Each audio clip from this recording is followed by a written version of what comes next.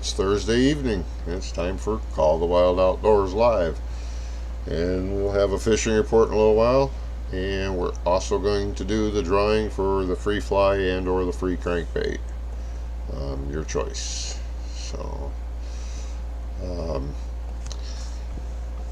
didn't get out and do much fishing. I went out Friday night. I took one of the viewers from the channel and his wife out, and I screwed up.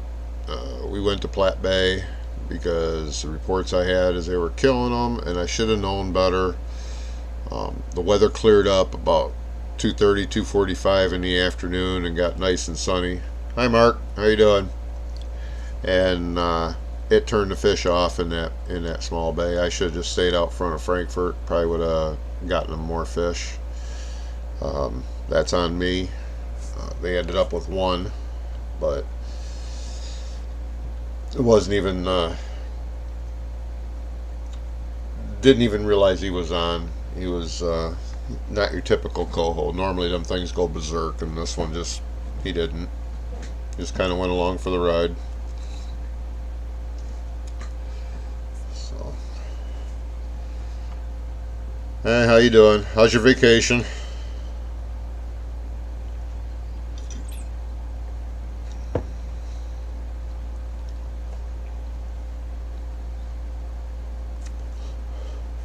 But anyways, I haven't gotten out since then. I kind of messed up my back, and then working on these stupid little Sea-Doos, winterizing them all this week.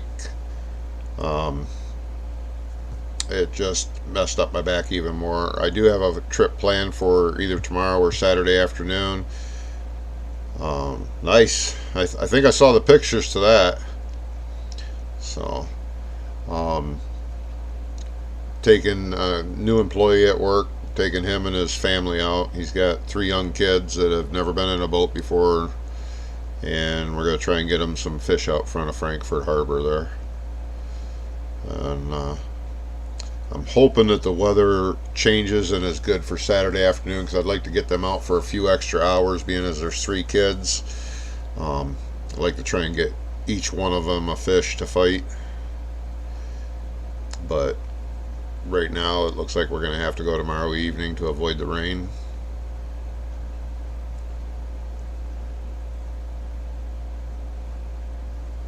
No, I sure don't, Mark.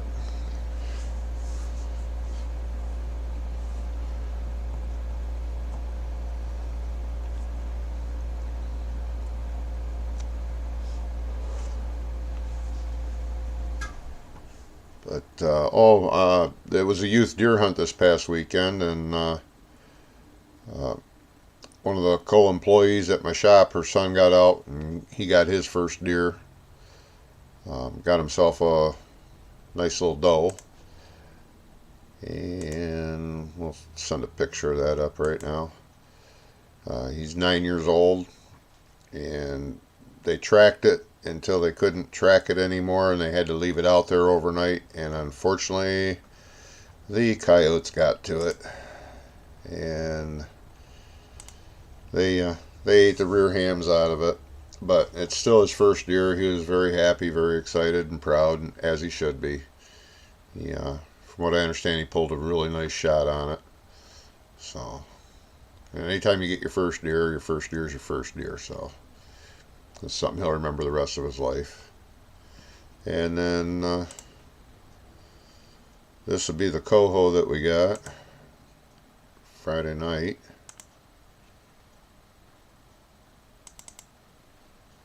If it decides to switch. Let's see here.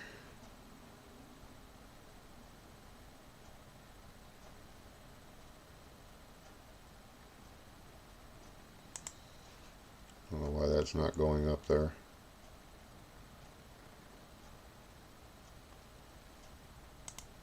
But, oh, there it is. Okay. Man, there's such a delay right now.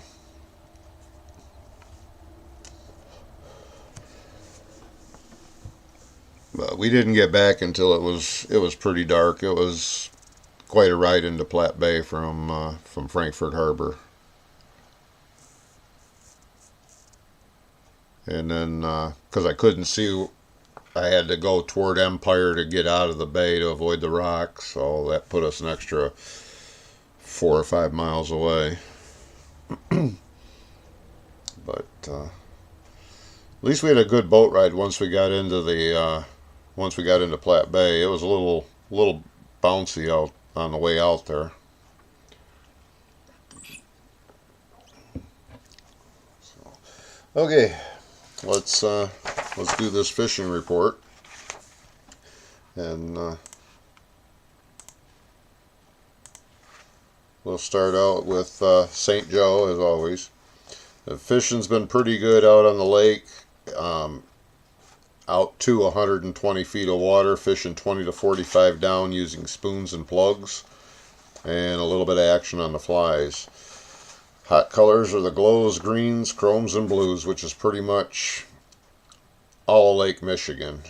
You're going to hear that a lot out of me. They're fishing at the Berrien Springs Dam and the St. Joe River, and they're producing catches of both kings and cohos, trolling and casting from shore, a variety of spoons. South Haven, salmon fishing is slow to dismal. Weather has been the main factor there, as the guys just can't get out. When they do get out, a few of them are finding fish, but like I said, the weather's been a huge factor down that way. Alright, Grand Haven, they are catching some fish in the channel and around the pier heads using plugs, flies, and some spoons. The colors are glows, chromes, blues, and greens. Pier anglers are also getting some coho, casting Cleos, and other spoons and glow patterns after dark and before light, so that's pretty much all nighttime dark fishing. Muskegon, salmon fishing out in 150 to 200 feet of water, 30 to 70 down, is producing a mix of salmon and steelhead using spoons, plugs, and flies. And the hot colors down there, the greens, oranges, glows, and chromes, they seem to be doing the best. They're also catching a few around the pier heads using the same color pattern with some glows thrown in. And also off the pier using glows after dark and before light. Pentwater, fishing is slow. A few are caught around the 70 to 110 feet of water range, 25 to 55 foot down. Glows, chromes, blues, spoons, flies, and plugs. Ludington, a few fish are being caught around the pier heads and in the harbor lake. Some guys are running out to over 100 feet of water looking for 2 and 3 year old fish, and my reports are it's limited success rates. Spoons, flies, plugs, and chromes, glows, and blues seem to work. Now, most of my contacts, they didn't get out this week. They spent the weekend with their kids hunting, and then this week they just didn't have the time to get out with work and stuff like that. So that's a last weekend report. So I'm sure it's picked up. We finally got some north wind back to cool things down a little bit. So we'll see how that goes. Manistee, they're still getting some decent fish out to 200 feet of water all the way in and around the pier heads. River fishing is fair, but after the rain and winds this week, I'm expecting a fresh batch of fish to enter that river system. Plugs and spoons and glows, chromes, and blues seem to be the ticket down there. Onekama, guys fishing the top 25 feet of water out front and at the barrel and 40 to 60 feet of water catching some fish. They're using glows, chromes, greens, spoons, and plugs. Arcadia, I have no report this week, but I'm going to assume that anywhere out to 200 feet of water, you're probably going to find some fish, and there should be some steelhead down there as well. Arcadia is really not that far from Frankfort or Onekama, so Frankfort, fish are being caught off the breakwall in Betsy Lake and the canal going out toward the pier heads. They're also catching them off the piers. Guys fishing around the pier heads are doing decent as well. That's the guys trolling. They're also going out to 120 to 300 feet of water, and that'll find you some 2 and 3 year old chrome fish and some steelhead. There is still some big salmon out there, but I'm expecting them to probably make their run up river here in the next 4 to 5 days. So if you're going to get out, try to get out this weekend. The Betsy River has a good amount of fish in it currently. Guys are using various small plugs and spawn in the river. They're casting spoons and spawn along the piers and the breakwalls. They're trolling spoons, flies, and plugs in chromes, glows, blues, and greens. So, Platte Bay, lots of fish are in East and West Bay. They're staging to run the river, and they could run at the drop of a hat knowing that bay. Now, last Friday when I was in there, we did graph oodles of fish, and then just probably 20 minutes to half an hour after sunset, they were right up on top. I mean, I think I could have stuck a net in the water right behind the boat and netted a couple. I just had schools of them, and couldn't get them to bite. And I had a little bit of everything down. I had the glows, I had the greens, I had the blues, I had chromes. What we did catch one on is similar to my old Reliable lure. The only difference is it didn't have a glow back, but it still got a nice glow front to it. And then I was replacing that spoon with the double glow when we realized there was a fish on it. The mornings are best trolling and jigging in Platte Bay. Mornings are best for trolling and jigging and casting. They're casting glows, chromes, and oranges. So, Sheboygan, and I got no report for Leland and Petoskey. They are catching fish. They're out at that, what is it, North Shore, I guess you'd call it, and there's some Medusa Creek or something like that. They're getting them all in front of there. Sheboygan, the salmon are in the river. They're at the pier, and they're fishing near the dam, and everybody's catching fish. Early mornings are the best. Those trolling the river are also doing good on plugs and flies. Color patterns is the glows, chromes, greens, and yellows being the better choices. You'll notice that that northern Lake Huron, for some reason, the yellows seem to be hitting it. Presqu'Île, good fishing is reported for kings, coho, and steelhead from North Bay to Black Point. Fishing 35 to 75 feet of water, 15 to 40 feet down. Plugs, spoons, in yellow, chromes, greens, and blues. There's no report on squids, flies, or anything like that. It just seems to be plugs and spoons that they're using there. In Rogers City, the fish are still staging around Swan Bay. Fish are being taken from a couple of feet down to 45 feet down. Plugs and spoons. Colors are glows, chromes, blues, greens, and yellows. They're also getting some bonus walleye. There's a huge abundance of bait fish in that area, and what the guys are telling me is when you find a bait fish, set up, start fishing. They're getting a lot of immature fish in there, so they're getting the chrome colored ones. Lots of bonus walleye, I guess. And bonus walleye are always a good thing.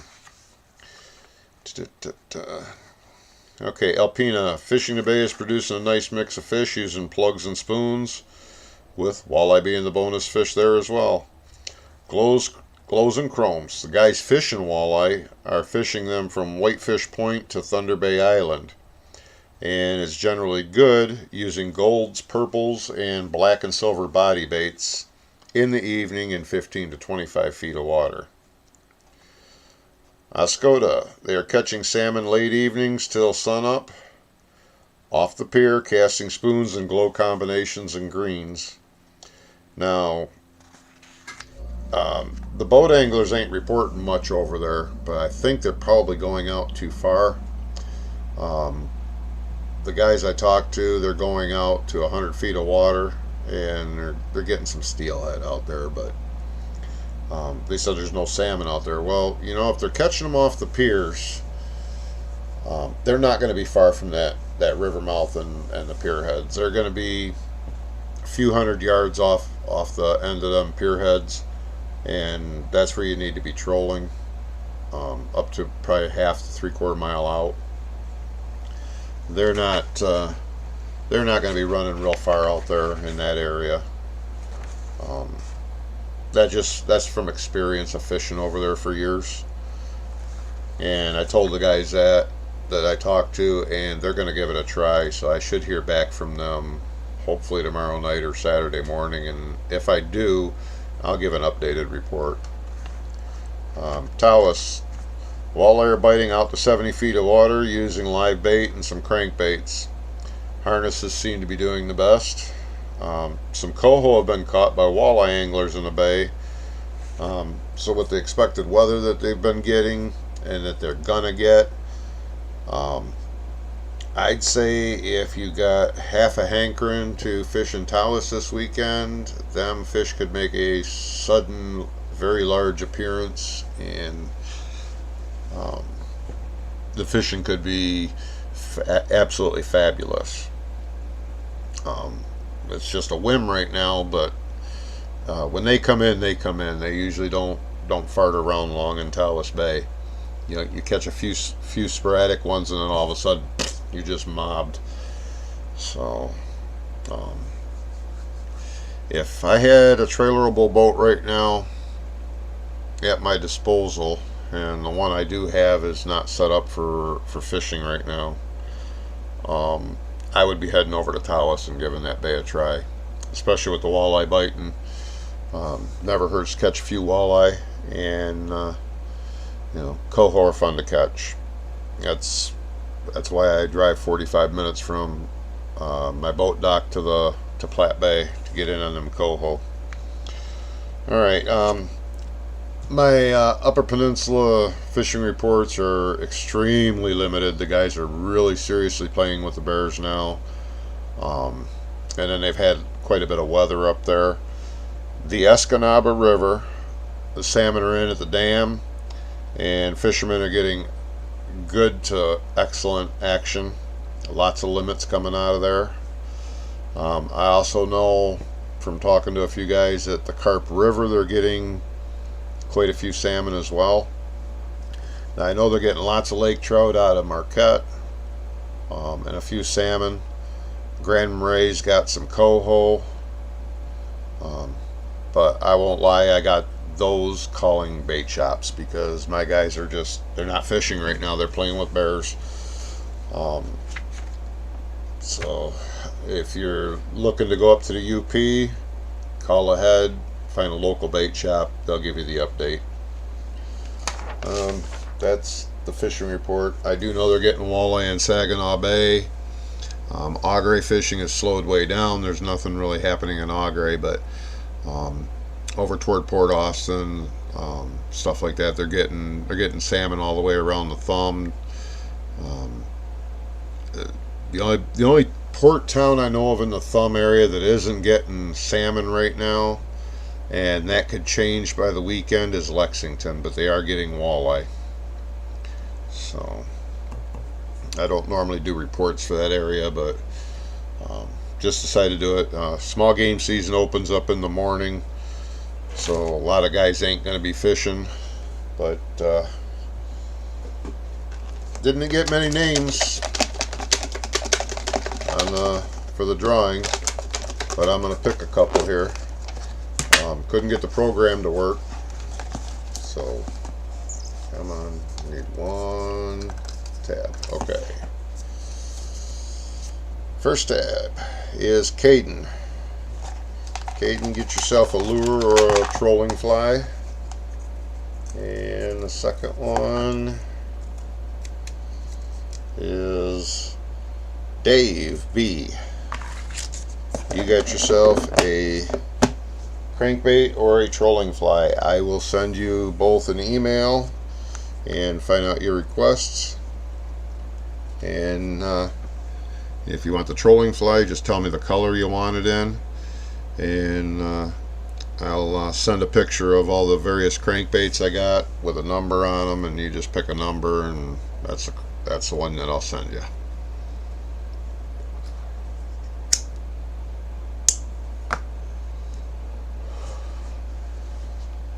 So that's the drawing. I will hold a drawing at 500 subscribers. It'll be for something a little more substantial than a lure. And then at 1,000 subscribers, I am going to give away either a trolling reel or a rod and reel, a spinning rod and reel combination. You'll have your choice, and that'll be the giveaway when I hit 1,000 subscribers. And I haven't figured out what I'm going to do yet for 500, but it'll be something nice. Just realize that I fund this channel all by myself. I have no sponsors. I don't take money from anybody. And the only way I would let somebody sponsor me is if I actually believed in the gear or the equipment, and or used it myself and knew it to be of high quality. So if you ever see any ads run on my channel, my website, or my videos or anything like that, rest assured I used whatever's being advertised and I believe in it. So, but I'm not actively seeking sponsors or anything like that. It's not what it's about. Hey Pat, how's it going?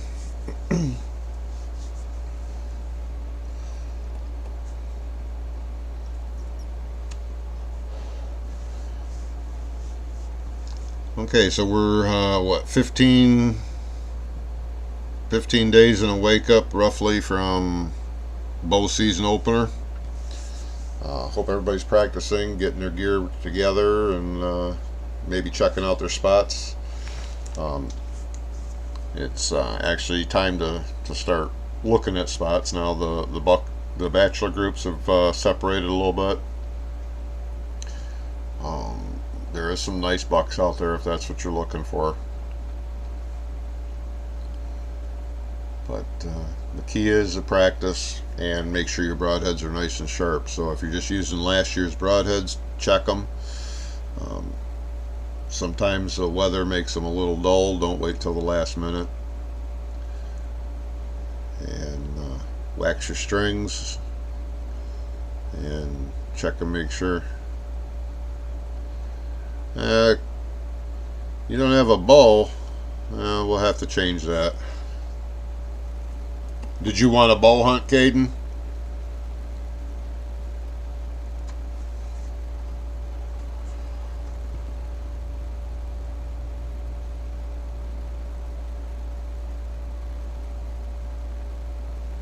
Squirrel camp, huh? Yeah. I'm going to be going squirrel hunting here soon, but it won't be this weekend. They still got a few too many fleas for me.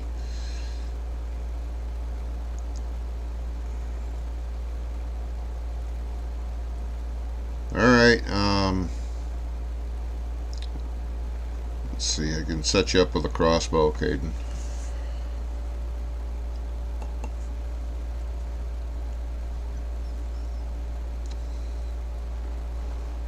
Oh, there you go, doe hunter. Last minute bow stuff.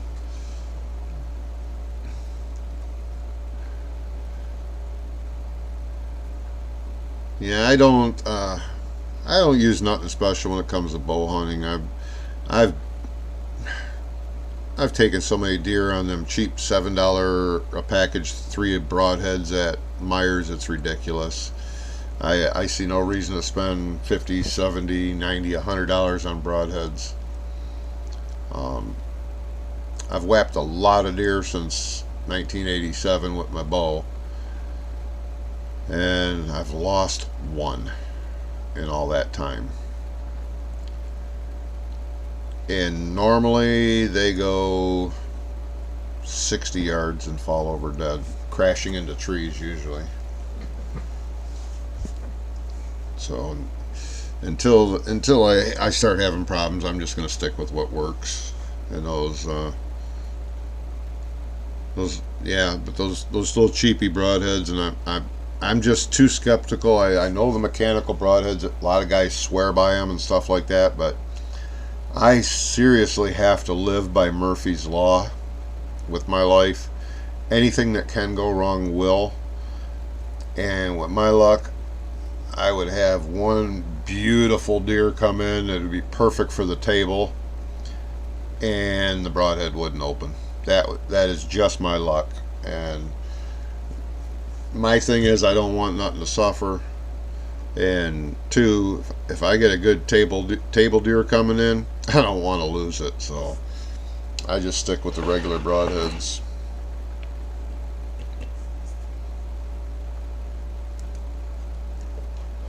Just like I told you with my Dipsy rod holders, if you get a bite on the Dipsy, we got to get to it quick. I just don't trust them. They got them little gears in there, and what I got to do, and I just haven't gotten around to doing it yet, is I got to drill a hole through the rod holder itself and the base, and just pin it so that if those gears strip out, it still can't spin. Because if it spins, I'm going to lose my rod, and I know I've had too many of them ripped right out of the 2x8 using lag screws. Had them rip them screws right out, and I just don't trust those little bitty gears. I like the tight lock rod holders, but I just don't trust those little gears when it comes to that. So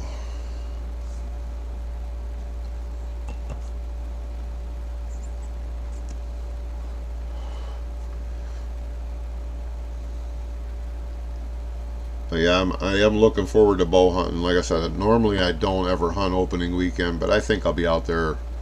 I think I'll be out there opening day this year. You seen what I got on mine? I got 2 Cannon manuals and then 2 Walker electrics, and I use the electrics more for lake trout fishing than anything, because them Cannons are nice. Don't get me wrong, but when you're fishing 100 feet of water and you get into some serious lake trout and you got to pull that thing up 5 or 6 times, that's a lot of work. And it's a lot easier for me to just hit the button on the electric and let it come up, and then go from there with it. But for fishing 50 to 70 feet down or less, I love my Cannons. I can get it down there lickety split and get it up in a reasonable amount of time. My electrics also have heavier weights on them than the manuals do right now. But that's mostly because I fish deeper with them.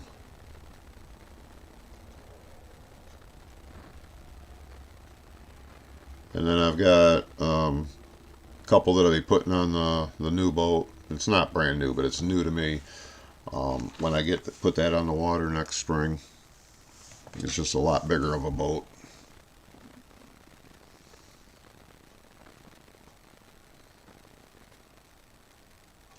You shouldn't have any problem getting electrics on the boat. Worst case scenario is you run a second battery.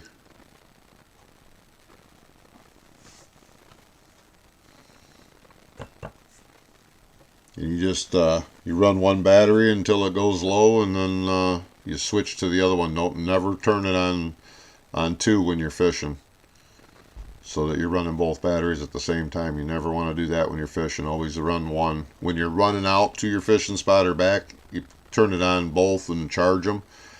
But you never run with just one, or with both of them. You only run with one when you're fishing.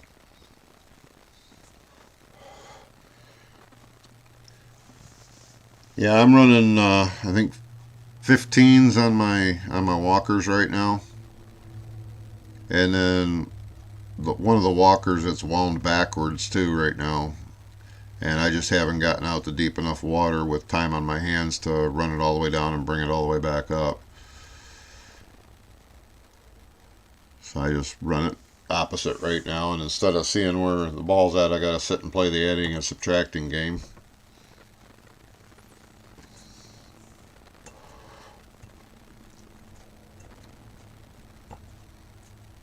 if I get out Saturday, I might get out to 400 or 500 feet of water and run that thing down just because it does bother me. But I don't think we're going to have to go out that far.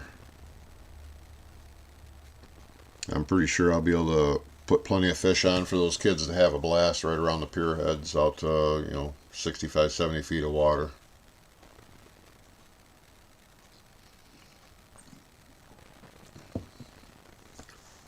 But if we don't catch nothing in the first 45 minutes, I'll go right out to 200 feet and start catching them 2 and 3 year olds. They'll have a blast with those too, because there's going to be a lot of bounce to the ounce in those guys.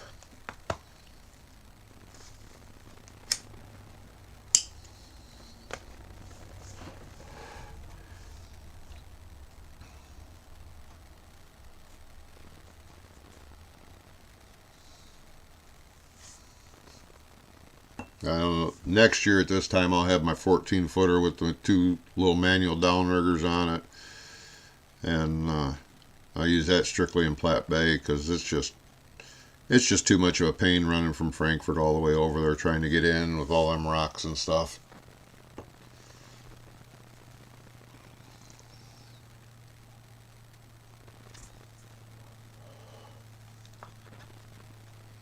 And next year I'll have that bigger boat, which means I can't even be as shallow as what I can now, so it's going to be even worse.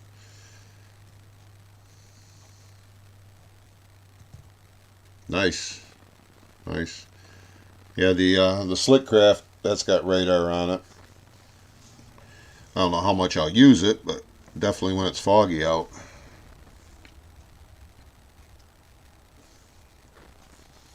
Or if it looks like there might be a storm coming in, I might turn it on, because that one will be 8 feet above the water, 8 or 9 feet above the water. So, and the way it sits on the boat, it should be able to pick up storms coming.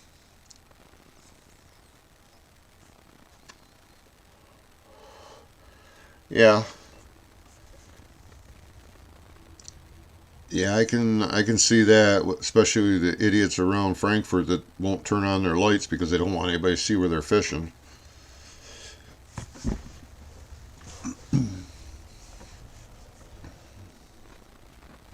I know a couple times this year I probably would have stayed out later if I would have had radar on the Pinion.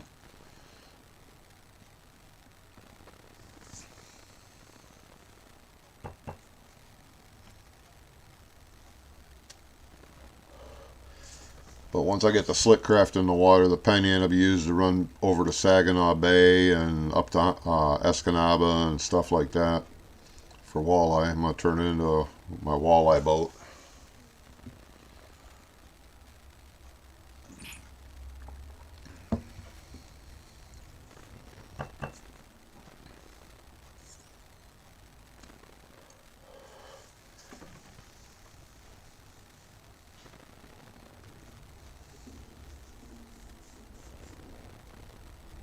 Like I said, I can get the Pinion in shallow water, but it's a light boat, so when it gets choppy, you definitely feel it. But it's 9.5 to 10 foot beam on there, so it doesn't rock as bad as it could if it was a smaller, or more like an 8-foot beam.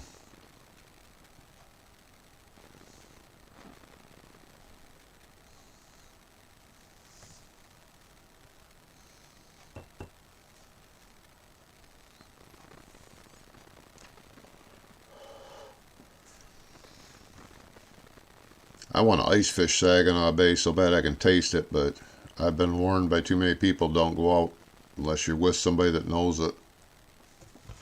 So, a little farther than that for me. But I just come across town, so I think it's probably 2.5 hours.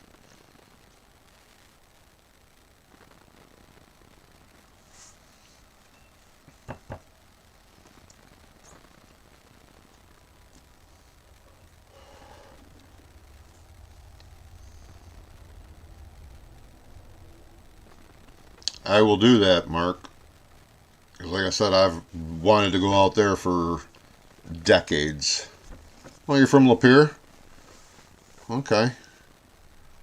I used to live in Emily City and then Attica for a few years too before I moved up here.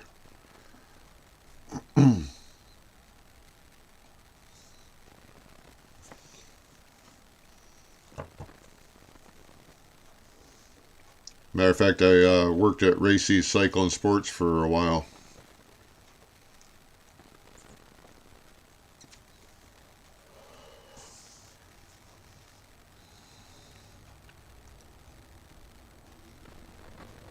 Then I worked at a lot of the hunt clubs down by Metamora.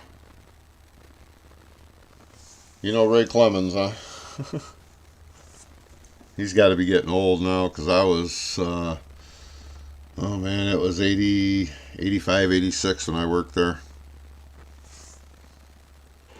I sold a lot of guns to people when I worked there.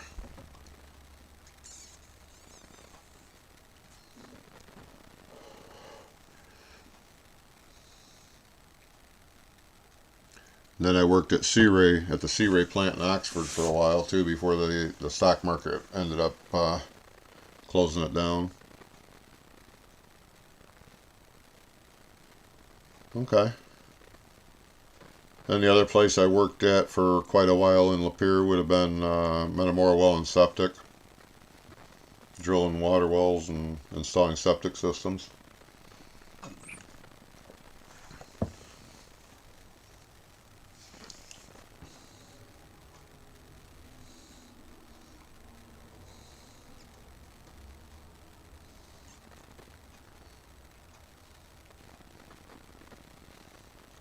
And then after that, I worked at, let's see, Peninsular Slate, Kroger's, worked at Champion Motorhomes for a while, but it was all back in the day when the economy was for shit, and a lot of them places, Peninsular Slate being a good example of it, they keep you 89 days and send you on your way. Kroger's I quit at 89 days. Yeah, 89 days because I would have had to join the union, and it was like $250 to join the union. I was only making $5 an hour.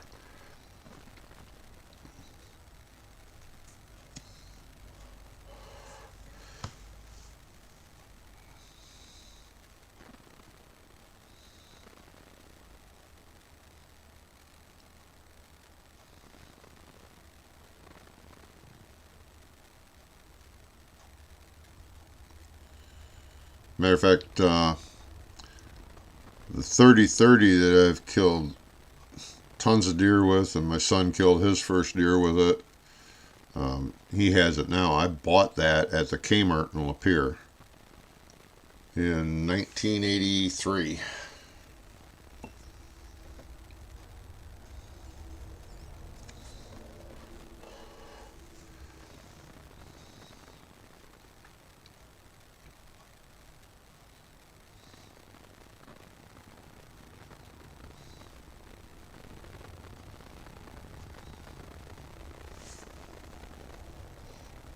Yeah, I went there with the decision to make either the Marlin 30-30 lever action or Remington Pump 30-06.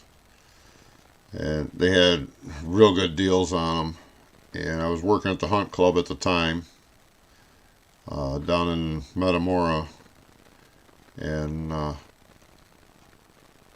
got to thinking about it. And I thought, well, I can always buy the 30-06 another time. It was like the week before gun deer season started. If I buy the 30-30, I can put a sling on it and a scope on it and still afford to go hunting. If I bought the 30-06, which was quite a bit more money at the time, but still dirt cheap, no scope, no sling, just take the gun, sight it in, and go. And I can see the flicker of a deer's ear inside some of the thickest brush you ever seen from bow hunting at 100 yards, but I could not see antlers at the time to save my soul. And things could have been damn near underneath my tree stand. I didn't see antlers, so I needed the scope for the antlers. Nice.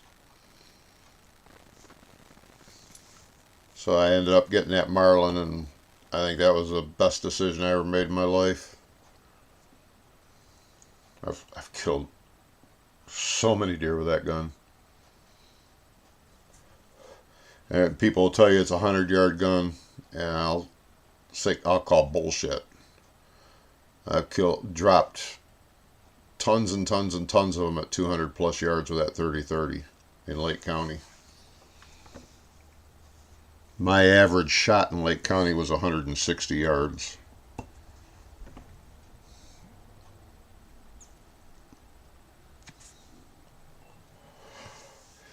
And my son used it for his first deer.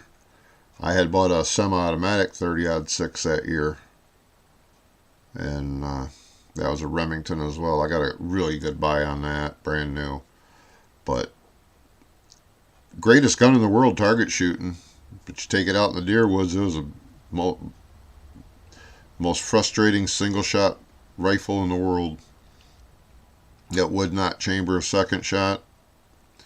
And I've worked at several gun shops, doing a lot of gunsmithing work and everything else, and I could not get that gun to fire a second round in the cold. I tried hand loading loads that were a little hotter, still wouldn't chamber them.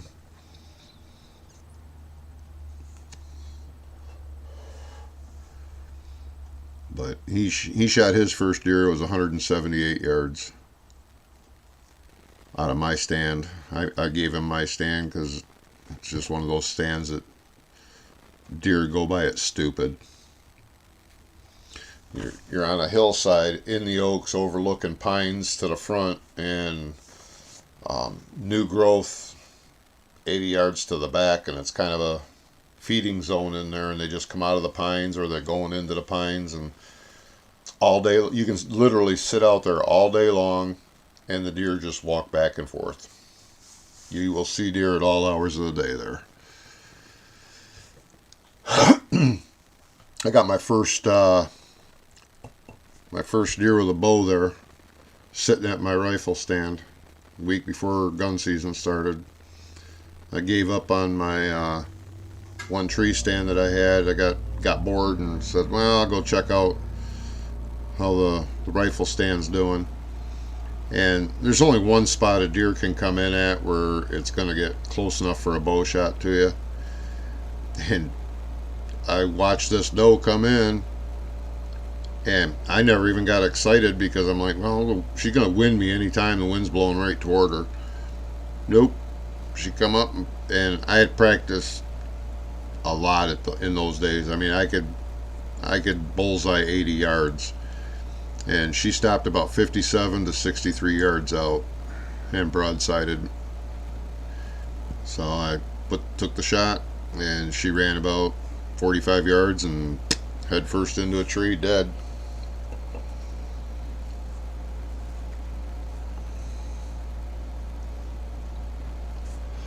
Put a full-length 22-16 arrow with a 175 grain satellite broadhead right through her.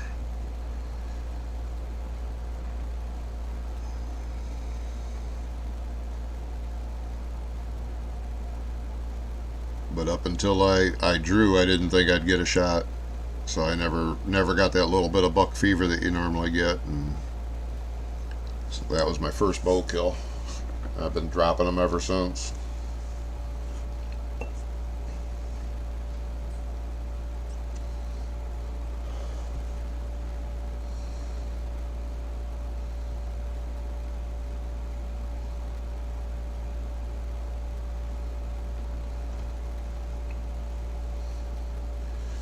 If you haven't hit that like button, slam that like button for me. It helps the algorithm show up the channel so other people can come and enjoy it too. And if you're not subscribed yet, please hit the subscribe button. You don't have to hit the notify, just hit the subscribe. That'll help me out a lot too.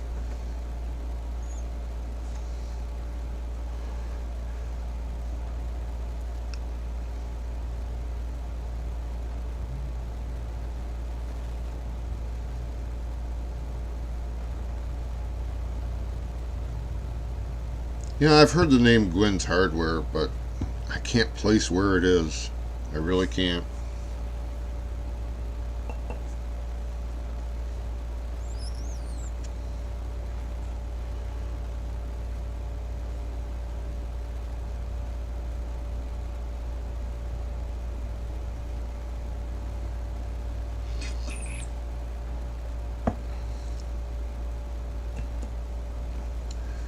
looks like I'm gonna have my grandson going out bow hunting with me this year, so that'll be nice.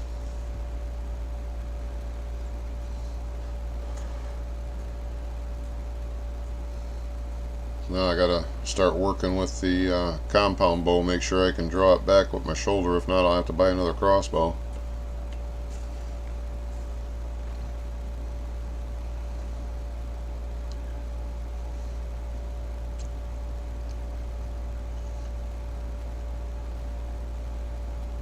Yeah, definitely.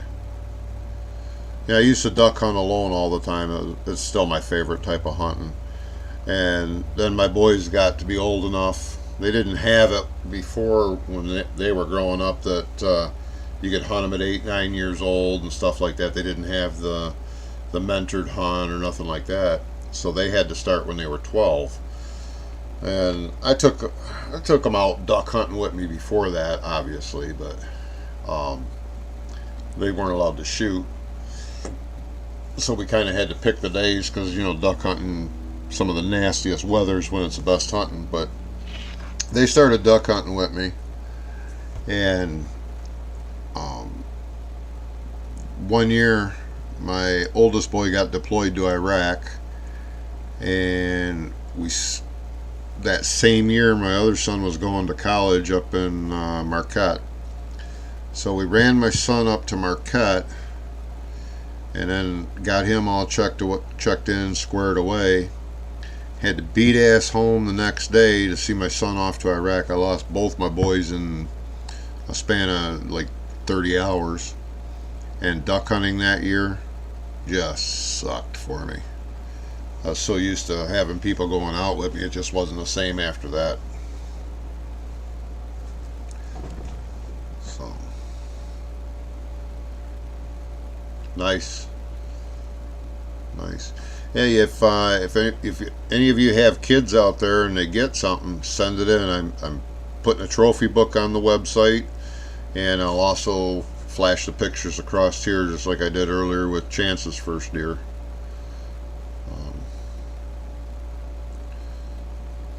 So send them pictures in. Or if you get something yourselves, send them in. We'll put them on the trophy book. I've got about 7 pictures right now to put on the trophy book. I'll probably work on that this weekend.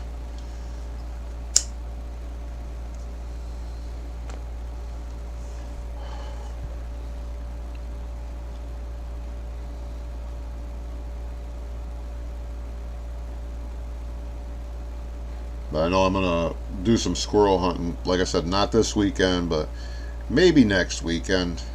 But I'm gonna go down to Lake County, get in the oaks. I want them fox squirrels. Up where I live right now, I can go bag 5 blacks or grays in minutes. There's thousands of squirrels here, but they got a different taste to them, and they're a whole lot tougher than them fox squirrels. And where I hunt for fox squirrels, there's tons of them down there too. So, well, that's fine as long as he's going out there. That's great. My oldest boy, he started tagging along with me, past shooting at the Lapeer State Game Area and stuff, when he was about 3 or 4, and I bought him one of them. They look like a little pump action 12 gauge, but they're real small. They're toy gun from the store that shoots them little yellow plastic BBs. That's what he hunted with. And the one year, flock of geese come off, and he's like, do we take them? I'm like, not yet. Okay, let's take them. And jumped up and I dropped 2 of them, and he claimed one of them that he hit. So he knows the difference now, but at the time, that was his kill.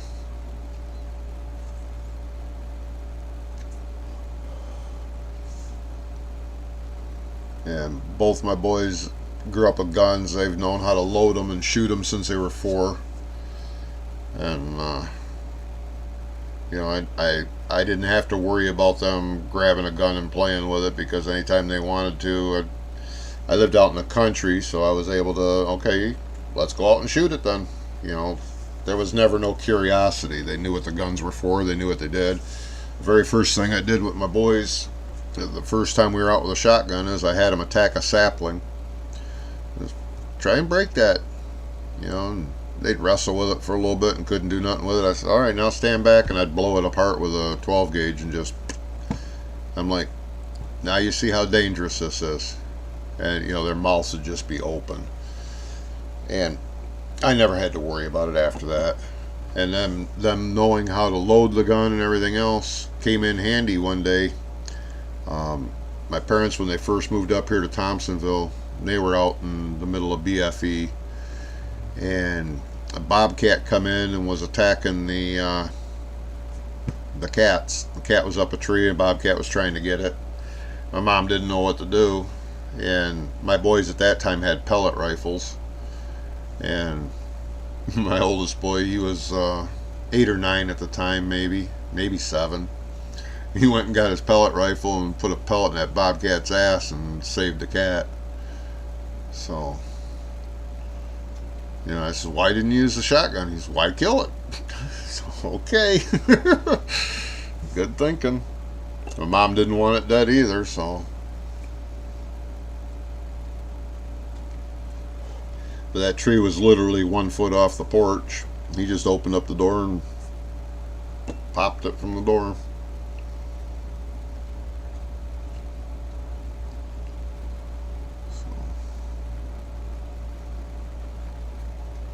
You know, if you study any of the firearm accidents and stuff like that that happen nationwide, it's always somebody that their kid didn't even know their parents had a gun.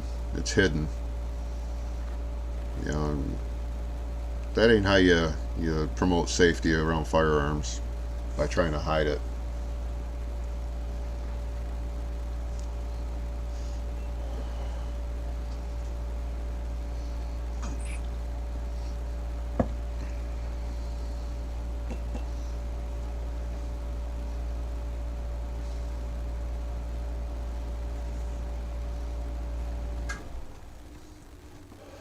The one thing that will be nice about when I go squirrel hunting and bag a few is I actually will get to eat some.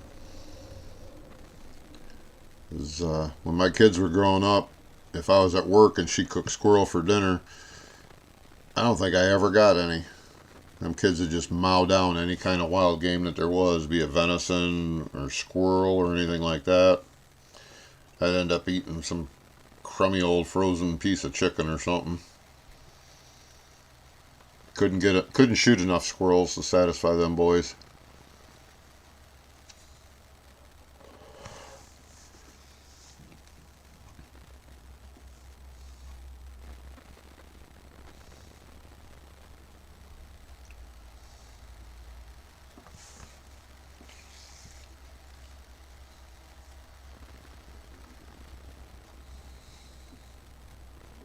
The other thing I used to like to do with my boys is take them out scouting for deer. We'd be out pheasant hunting or rabbit hunting or something like that. Usually during October, and tell them, okay, start watching for buck rubs and beds and scrapes and anything like that. And you know, you show it to them once or twice, and it's amazing how fast they pick up on that stuff. They'll see the ones that you don't even see. Them young eyes are real keen to stuff. And then I think some of the best things I did with my boys is we'd go out I had a VHS video camera at the time, and we'd go out in the woods just to film the deer. And I'd tell them, you know, they had to be quiet and everything else. And it was warm out still, and I think that really got them used to hunting deer, getting used to being the boredom that comes with it, waiting, and especially being quiet, because we'd get deer sometimes 5-6 feet away from us, and they just thought that was the coolest thing.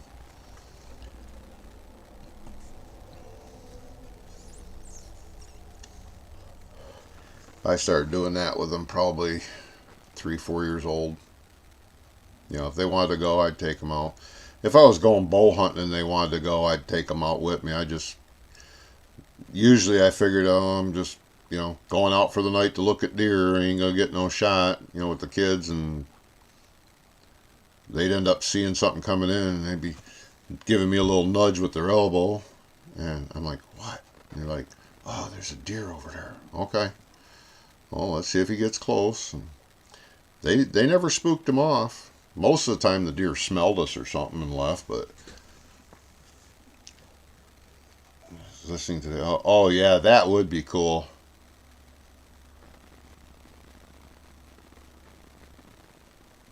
That would be cool. The only time I've seen the elk in Michigan, it's also the only time I looked for them. We went up smelt dipping. We were living in Lake County at the time. I was working at Don's Sporting Goods, and we went up smelt dipping to the Carp River. And on the way back, I thought, there's still snow on the ground. I thought, yeah, let's see if we can find some elk. And I took this dirt road. I said, this looks like a place to be, and it was. We seen about 8 of them all together. There was one spot that I pulled over at. I says, right over that hill, I'll bet you there's some elk. My wife at the time, what makes you think that? I don't know. It just looks like an elky spot. I had seen elk out west, but none in Michigan at the time. And me and my oldest boy, who was 4, maybe 5 at the time, we walked out there, and there was a whole bunch of them bedded down right on the side of the hill on the other side. And we ended up spooking them, not deliberately, but we spooked them. And by the time we got back to the car and started down the road, a couple of them that had gotten spooked crossed the road right in front of us. So the youngest boy got to see him as well. He would have been about 2.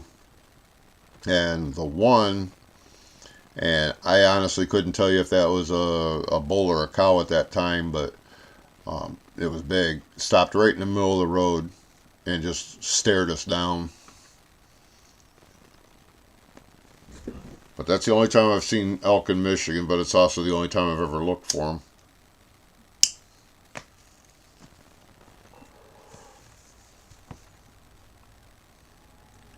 That would be cool too, Mark, listening to them bugle around the campfire. I know back in 2016, I went up camping with a girl I was seeing and her daughter, and we camped at the State Forest Campground at the mouth of the little Two-Hearted River there on Lake Superior. And we could hear the wolves at night, and that was just cool as hell. Never seen one, but we could hear them, and they were off in the distance.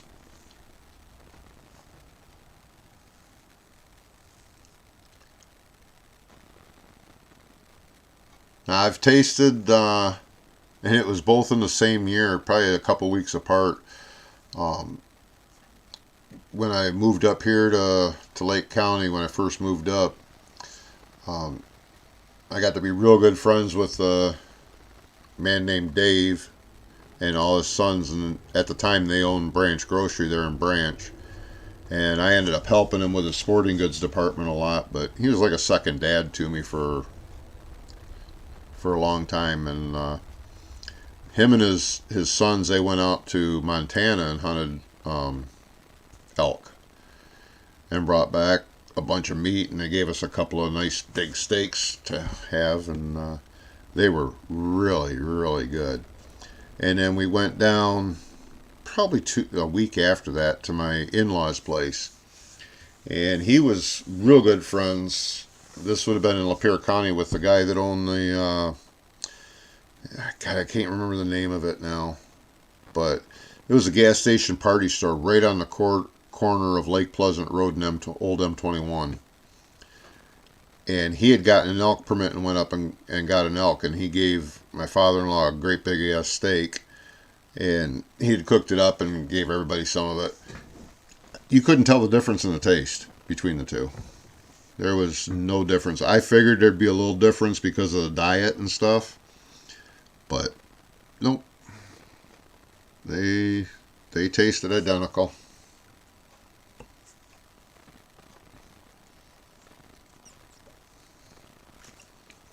Oh yeah, you're not climbing mountains in Michigan.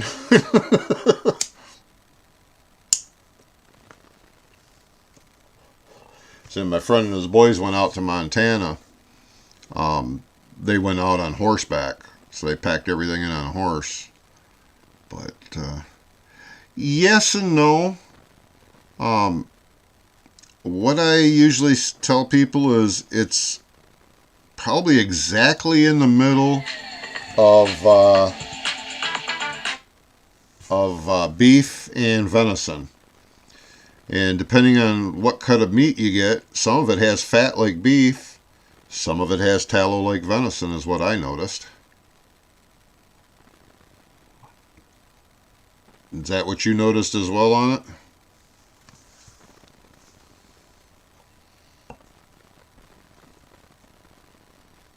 Yeah. Oh, I know that, but they're not. They don't go for 3/4 of a mile or more all uphill. You get on some of them hills out in Colorado and they can go for 4 or 5 miles at a nice angle. Yes, definitely has a nice pink meat. Not quite as dark as venison.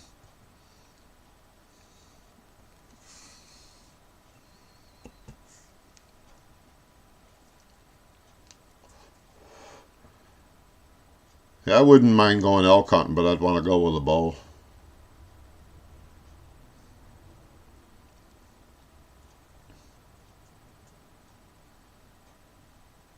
It's like one of my bucket list trips is to go antelope hunting with a bow out west.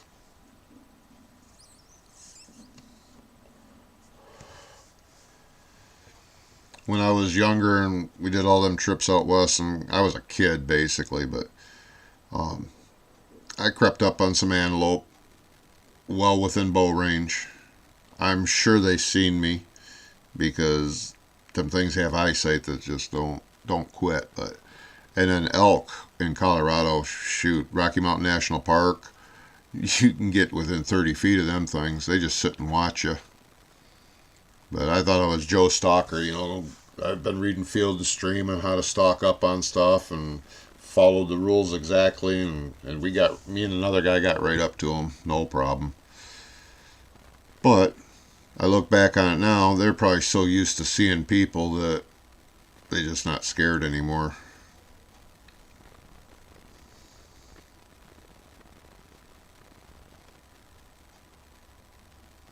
It's a long shot.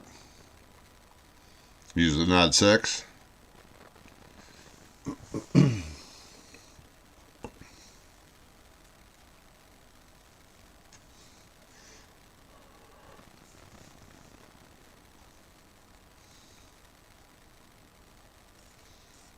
I know I shot my 30-30 a couple times, 340 Weatherby. Okay, that's that definitely will reach out and touch them. That's a 500-yard gun if you got the right sights.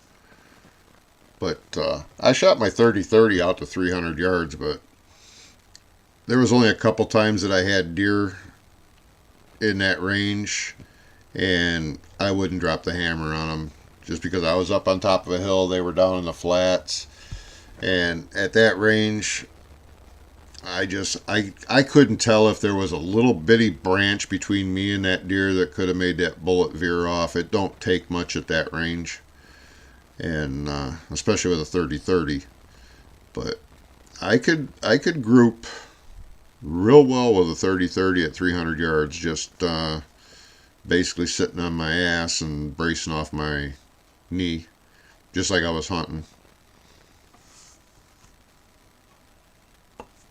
I know I had it sighted in at 110 yards, and I basically I hit dead nuts at 110. It hit about an inch high at 50, and it hit dead nuts at 200 yards basically. But I had the over/under scope mount, and I know that helps compensate a little bit because of that X that you're making, sighting it out, and once you get past your line of sight, that X it's changing it again, so it's kind of working like a bullet drop compensator to a certain point. And I think that's why a lot of guys miss deer at medium ranges with a 30-06, They're using the over-under sights, and they're using the real tall over mounts, and they're just shooting over their target because most of these guys sight in at 100 yards, and at 150 you're going to be shooting quite a bit high with an over-under sighting.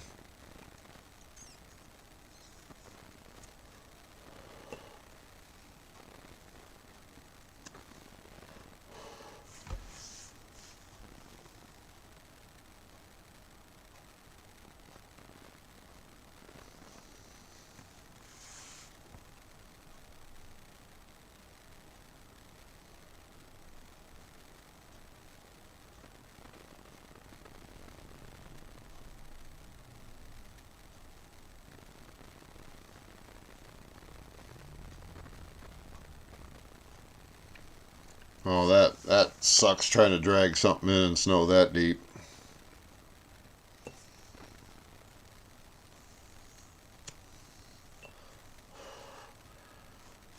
I remember dragging a 6-point I shot the last day of the season over in Lake City area, and we had snow that was a little above my knees. That was just, I don't ever want to do that again. That was work. And I was in my 40s then. I can't imagine trying to drag that thing out now at 57.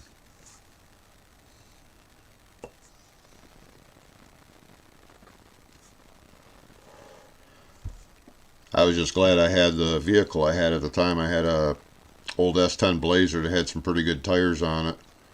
And I actually drove that down the 2-track, pushing snow with my bumper.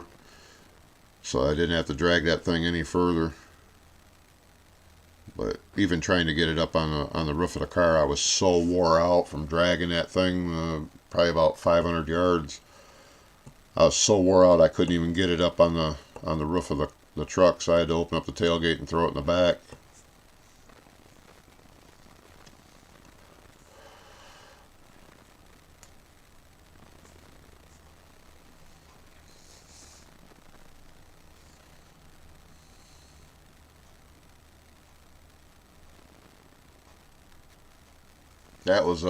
That was a deer I actually earned though.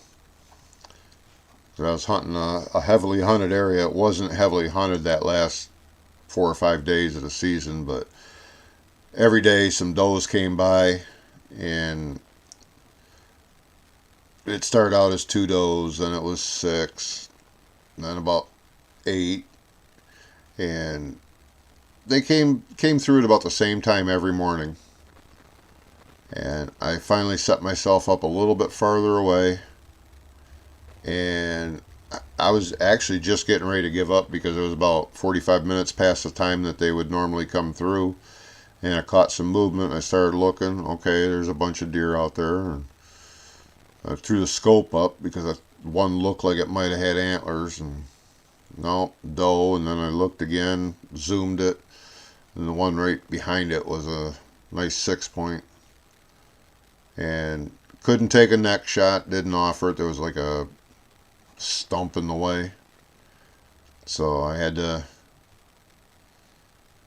take the heart lung shot because I couldn't even hit the shoulder blades. So yeah, he ran about 85-90 yards before he keeled over.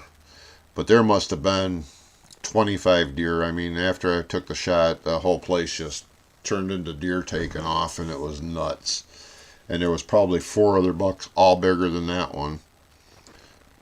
But 6 points was perfect.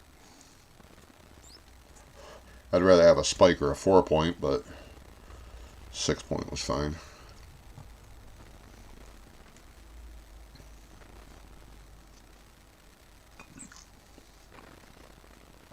Yep. I haven't had knee replacement yet. I had a meniscus surgery about 18 years ago, but that wasn't that bad.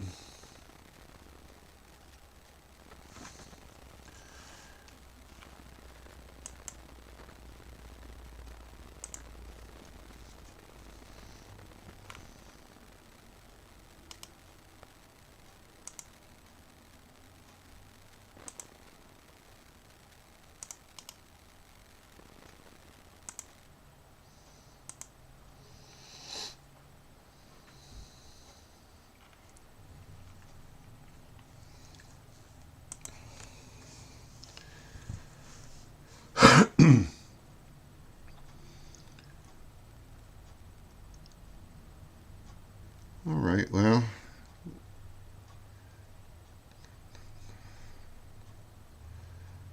I guess it's getting to be that time.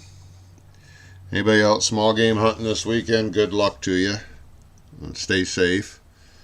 If you're fishing this weekend, tight lines and good luck to you. And send me the pics. Even if it's just 1 or 2 squirrels, send me them pics. Let's get that trophy book bursting. I'm using hardly any space that I'm paying for on my website. Let's fill that thing up. So, everybody have a good night.